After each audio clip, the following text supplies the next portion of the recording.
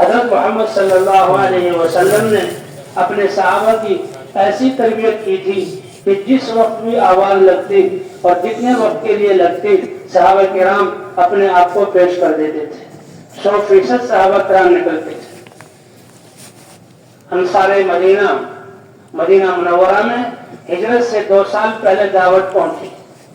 6 نوجوان میدان مینا سے دعوت کو لے کر آئے اور شروع کیا. انہوں نے کہا اے اللہ کے رسول آپ کو ابھی ہم ساتھ نہیں لے جا سکتے کیونکہ ہم میں تو لڑائی ہے اور لڑائی کے ہوتے ہوئے آپ کی ہستی کا لے جانا یہ خطرے سے خالی نہیں. اور انہوں نے وہاں دعوت شروع کی. پورے 1 سال بعد اگلے موسم حج میں 12 آدمی آئے جو اسلام میں داخل ہو چکے تھے اور حضرت محمد صلی اللہ علیہ وسلم کے ہاتھ پر بیعت ہوئے. پھر دوسرا سال گزرا.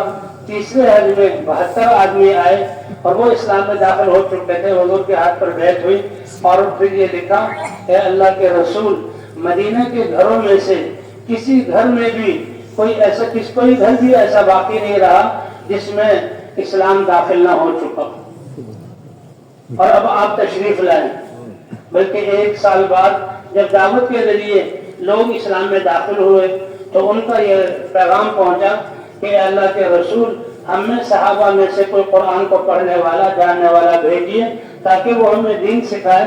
تو حضور صلی اللہ علیہ وسلم نے حضرت مصعب ابن عمیر رضی اللہ تعالیٰ عنہ کو بھیجا تھا جو دین بھی سکھاتے تھے اور دعوت بھی دیتے تھے. اور جو مہاجرین جو ہے ہجرت فرض ہو گئی اور حضور صلی اللہ علیہ وسلم کی ہجرت سے پہلے بھی جو ہے مسلمان مدینہ پہنچ گئے.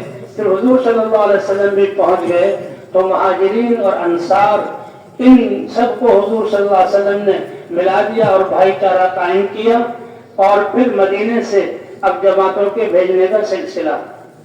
اس 10 سال کے عرصے میں حضرت محمد صلی اللہ علیہ وسلم نے حضرت مولانا صاحب رحمۃ اللہ علیہ کے بیان کے مطابق کہ چھوٹے بڑے 150 سفر کروائے اور بعض فرماتے کہ 120 ورنہ 100 اور 80 پر تو سب کا اتفاق ہے کہ صحابہ کرام اس حال میں نکلے جبکہ گھروں میں فاقے تھے, گھر ان کے کچے تھے اور گھروں میں دیے جلتے نہیں تھے اور ان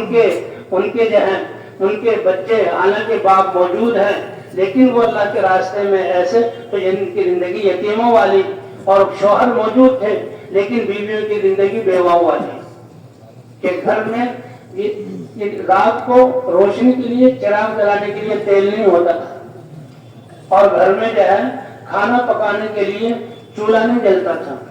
لیکن تربیت ایسی ہوتی تھی کہ جب بھی آواز لگتی تھی صحابہ کرام اپنی جان لے کر حاضر ہو جاتے تھے.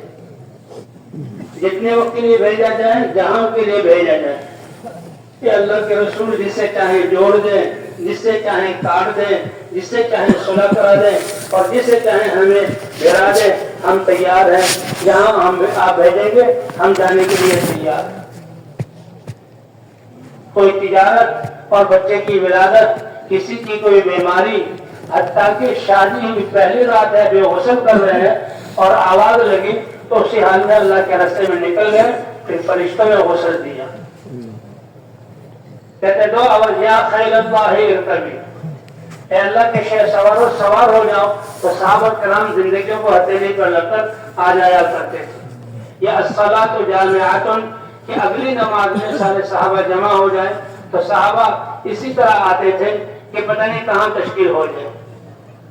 فرماتے مسلمان کی جان اور مال صلاحیتوں کا سب سے اعلیٰ مصرف اللہ کے کلمے کو دنیا میں زندہ کرنے کے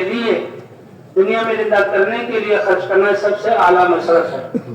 صحابہ کرام کا یہی تھا کہ سب کچھ ان کا دین کے زندہ کرنے کی, ان کے دل ایمان سے بھرے ہوئے اور ان کے جسم اللہ کے دین سے مزین اور میدانوں میں اتر کے وہ یہی کہتے تھے کہ ہم جیسے ہو جاؤ, لا الہ الا اللہ کہہ دو, کامیاب ہو جاؤ گے.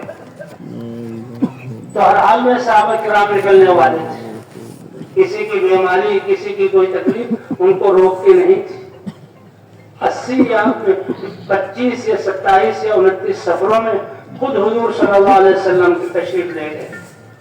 فرمایا سب سے پہلا مصرف ہمارے جان اور ہمارے صلاحیتوں کا اللہ کا کلمہ بلند ہو جائے اور اس کے بعد اللہ والا علم عام ہو جائے، یہ دوسرا مصرف ہے۔ اور تیسرا مصرف جو ہمارے آس پاس فقراء، مساکین، محتاج، بیوہ، یتیم بچے ہیں، ان پر خرچ کرنا۔